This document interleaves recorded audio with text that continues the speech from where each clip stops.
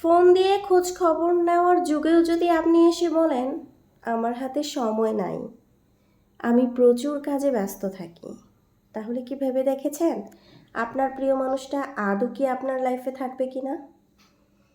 একটি minute phone দিয়ে কথা বললে যদি সে সান্ত্বনা পায়, তার মানসিক শান্তি আসে এবং আপনার অনেকটা প্রশ্রয় হয়, তাহলে আপনি কেন তাকে একটা মিনিট সময় দিচ্ছেন না?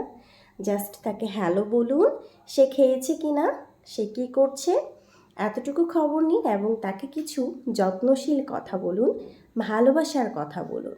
দেখবেন সে খুব বেশি খুশি হয়ে সারা দিন অতটুকু স্মৃতি বুকে নিয়ে আপনার জন্য অপেক্ষা করবে। সেটা হোক একটি দিন, হোক অনেকগুলো দিন।